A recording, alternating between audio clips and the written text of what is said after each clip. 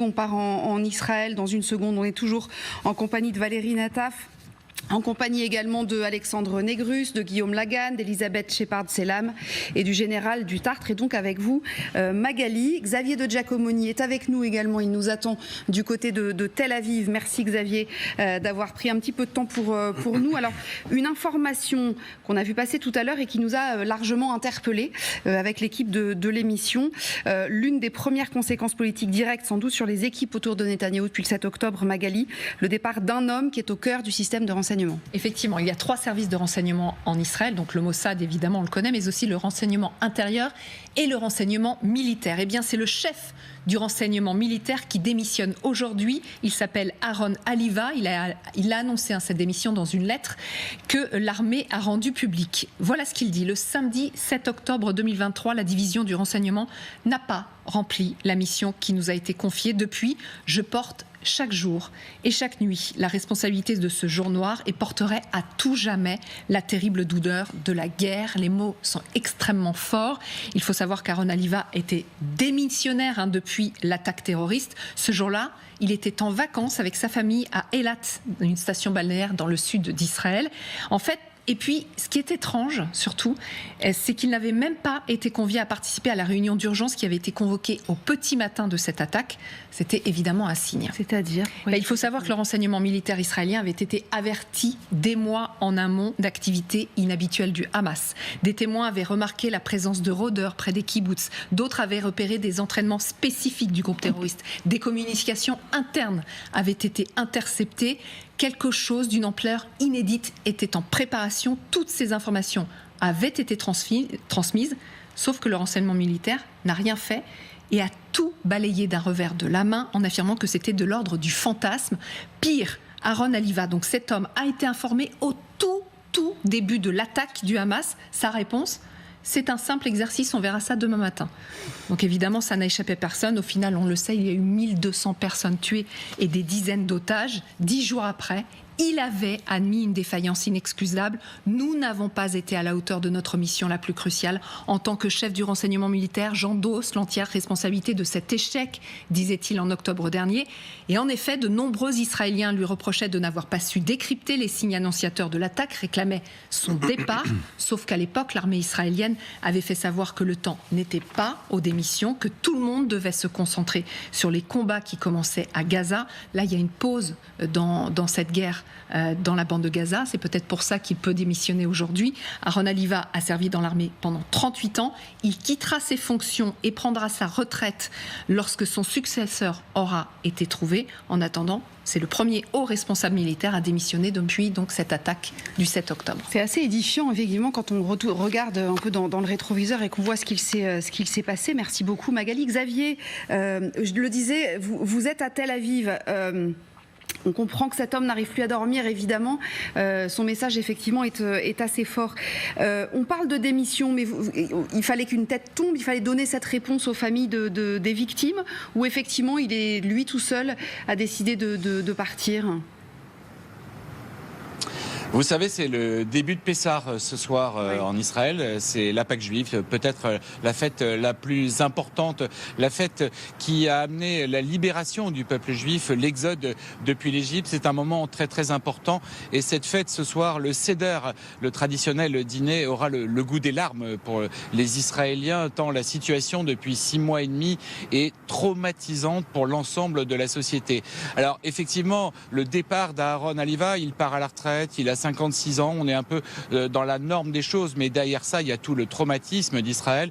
Mais surtout, ici, on considère qu'il n'y a pas que lui qui a failli, que grosso modo, tous les services de sécurité ont failli, que l'armée israélienne a failli. Beaucoup étaient en vacances, notamment des orthodoxes. Vous vous souvenez, il y avait une fête religieuse aussi à l'époque. Et puis, beaucoup de brigades avaient été redirigées vers la Cisjordanie pour maintenir l'ordre dans les territoires occupés. Donc, c'est vraiment une faillite collective. juive, il est le premier à payer. Moi, j'aurais tendance à dire, et certaines personnes ici, certains commentateurs le font avec moi, que c'est une victime expiatoire, que ce n'est que le début. Dès le départ, dès le 8 octobre, Aaron Aiva avait reconnu sa responsabilité, avait regretté ses vacances à Eilat, avait regretté les multiples alertes qu'il y avait eu dans les semaines, les mois précédents. Il est le premier à tomber, mais ça ne sera certainement pas le seul et ça ne suffit pas pour les Israéliens. Merci beaucoup Xavier. Avec Thibaut Bruck, si vous le souhaitez, vous pouvez rester avec nous évidemment et intervenir dans l'émission. Je vous voyais acquiescer, Elisabeth.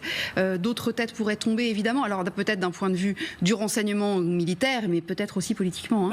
Mais très clairement, les sondages hier qui sont sortis du Institut de la démocratie Israël, enfin un des instituts qui fait beaucoup de sondages sur ces questions, 62% de la population arabe et juive confondue souhaite que ceux qui sont responsables démissionnent, et il y a depuis donc la démission, enfin de la remise de la lettre de Halavi, parce que effectivement il faut attendre que quelqu'un le remplace. Il y a beaucoup qui appellent de nouveau à la tête de Netanyahou aux élections. Donc c'est dans un contexte où très clairement, il n'est pas le seul responsable et il n'est pas le premier responsable non plus. Même si, et cette question du 7 octobre, de ce que j'ai compris, et ça c'est des médias israéliens, en fait il n'était pas joignable. C'est pas juste qu'il parce qu'il a le droit d'être en vacances, mais il n'est pas joignable. Il n'était pas vraiment joignable. On lui a dit, bon, débrouillez-vous, mais on verra après, mais il n'était pas joignable pour les consultations. Donc. Il y a quand même une chose, effectivement, Elisabeth l'a évoqué, Valérie, mais c'est peut-être aussi une façon pour l'instant pour Benyamin Netanyahou de se protéger tant qu'il peut. Enfin, je veux dire, il y a des pare-feux devant lui. Alors, je crois, si vous me pardonnez ça, que c'est l'inverse. Le fait que Aliva démissionne fragilise peu à peu la posture de Benyamin Netanyahou. Il va sentir le vent du boulet bientôt. C'est-à-dire que voilà quelqu'un qui prend ses responsabilités, qui les a prises dès le 8 octobre, mais ça n'a pas été possible de démissionner malgré la pression de la société. Et là, ça va commencer à remonter. Magali disait, on est dans une forme de reflux de la guerre. Je ne sais pas, parce qu'il y a eu les attaques iraniennes, il y a la guerre à Gaza qui continue avec ses morts quotidiens et ses horreurs quotidiennes.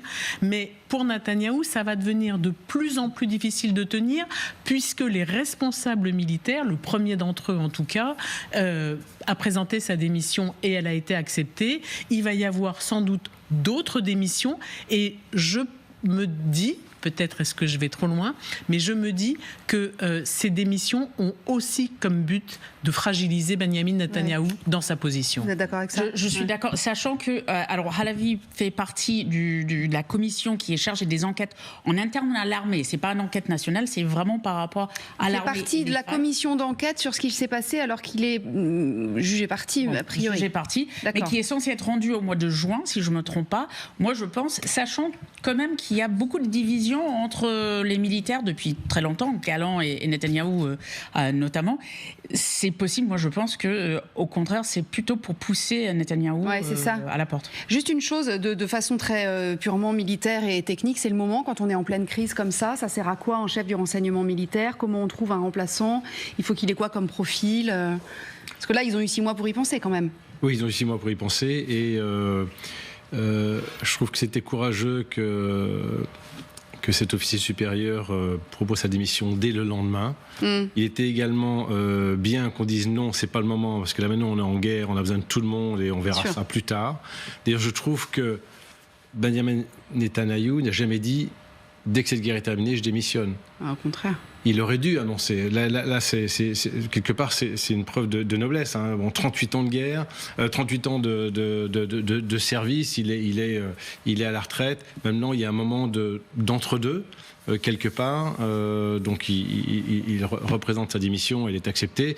Il n'y a pas de souci pour le remplacer, parce que, vous savez, dans les armées, c'est une vraie pyramide. Donc, vous avez toujours des jeunes qui poussent, et vous avez une limite d'âge qui est quasiment la limite d'âge, en fait, normale, en tout cas, en Europe, pour quitter à ce poste-là. Donc il n'y a pas de problème pour les numéros 2, numéro 3, il y a toujours quelqu'un.